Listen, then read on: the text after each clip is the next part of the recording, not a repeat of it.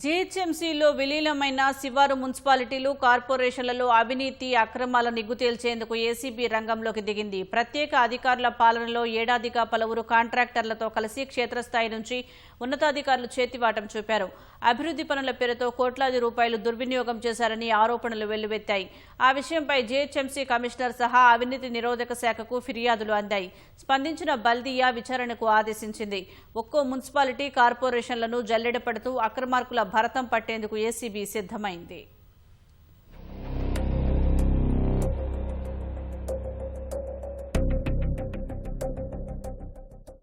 ఆస్తి పన్ను చెల్లించండి, నగర అభివృద్ధికి సహకరించండి అని ఓవైపు జీహెచ్ఎంసీ నగరమంతా కోడై కూస్తుంటే, అదే అభివృద్ధి మంత్రం పేరిట కొంతమంది అధికారులు క్షేత్రస్థాయిలో కాంట్రాక్టర్లతో కుమ్మక్కై నిధులు పక్కదారి పట్టిస్తున్నారు. చెట్లకు రంగులు, ఫ్లెక్సీల పేరుతో 1కి 2 సార్లు బిల్లులు పెట్టి కోట్లాది రూపాయలు దుర్వినియోగం చేస్తున్నట్లు ఫిర్యాదులు వెల్లువెత్తుతున్నాయి. గతేడాది డిసెంబర్ 2న నగర శివార్లోని 20 మున్సిపాలిటీలు, 7 కార్పొరేషన్లను జీహెచ్ఎంసీలో ప్రభుత్వం విలీనం చేసింది. ఆ సమయంలో ఆయా మున్సిపాలిటీలు, కార్పొరేషన్లకు సంబంధించిన దస్త్రాలు, అకౌంట్లు స్వాధీనం చేసుకున్న జీహెచ్ఎంసీ ఆదాయ వ్యయాలపై దృష్టి సారించింది. అక్కడే కొంతమంది అధికారుల అసలు బండారం బయటపడింది. ఇంజనీరింగ్, టౌన్ ప్లానింగ్ విభాగాల్లో కాంట్రాక్టర్లతో కలిసి అధికారులు పెద్ద ఎత్తున నిధులు దుర్వినియోగం చేశారు. బడంగ్పేట మున్సిపల్ కార్పొరేషన్లో సుమారు 10 కోట్లకు పైగా అక్రమాలు జరిగినట్లు ఆధారాలతో సహా ఏసీబీ, జీహెచ్ఎంసీ కమిషనర్కు పలువురు ఫిర్యాదు చేశారు.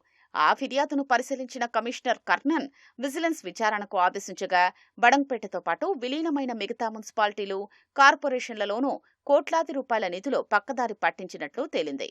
ఆ విషయంపై రంగంలోకి దిగిన ఏసీబీ బల్దియాలో విలీనమైన ఒక్కో మున్సిపాలిటీ, కార్పొరేషన్ వారీగా విచారణ జరుపుతూ అక్రమార్కుల గుట్టులాగుతోంది. శివారు మున్సిపాలిటీలు ఏవైతే జీహెచ్ఎంసీలో మెర్జ్ అయ్యే ముందు కొన్ని అధికంగా పనులు చేసినట్టుగా చూపించేసి, కొన్ని పనులు చేయకుండా కూడా బిల్స్ పెట్టేసేసి వాటిని ఉన్న అమౌంట్ అంతా కూడా శాంక్షన్ చేయించేశారు. ఇక్కడ ఇంకా కొన్ని మైనస్లో పెట్టేసేసి మళ్ళీ జీహెచ్ఎంసీకి అది పంపించారని చెప్పేసి ఫిర్యాదులోని ఉన్నాయి. బడంగ్పేట మున్సిపాలిటీకి ఇది కూడా జీహెచ్ఎంసీలో ఆల్రెడీ మెర్జ్ అయిపోయింది. జీహెచ్ఎంసీలో మెర్జ్ కాకముందు ఇక్కడ యాక్చువల్లీ పనులు ఏమేమి జరిగినాయి, వాటన్నిటికి కూడా బిల్స్ కరెక్ట్గా ఉన్నాయా లేదా అనేది ఇంజనీరింగ్ సెక్షన్లో, తర్వాత టౌన్ ప్లానింగ్ సెక్షన్ ఒకటి, ఈ 2 సెక్షన్స్ని ఎంక్వైరీ చేయడానికి వచ్చాము.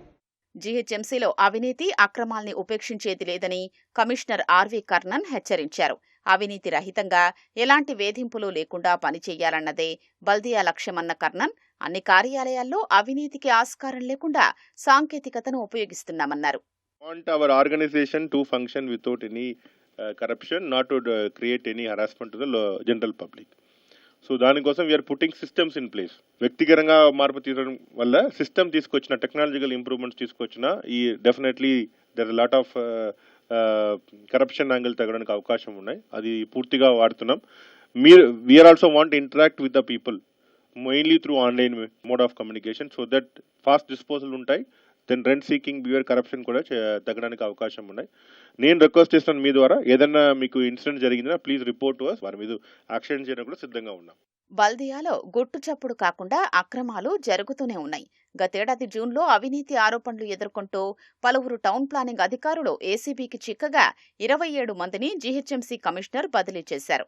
విలీనమైన మున్సిపాలిటీల్లోనే కాకుండా అన్ని సర్కిల్, జోనల్ కార్యాలయాల్లోనూ యథేచ్ఛగా అక్రమాలు కొనసాగుతున్నాయని ప్రజలు ఆరోపిస్తున్నారు.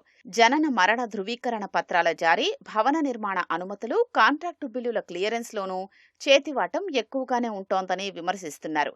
ప్రభుత్వం కొత్తగా ఏర్పడిన మల్కాజ్గిరి, సైబరాబాద్ మున్సిపల్ కార్పొరేషన్లతో పాటు పాత జీహెచ్ఎంసీలోని 150 డివిజన్లు, సర్కిల్ కార్యాలయంపై నిరంతరం నిఘా పెట్టాలని నగర ప్రజలు కోరుతున్నారు.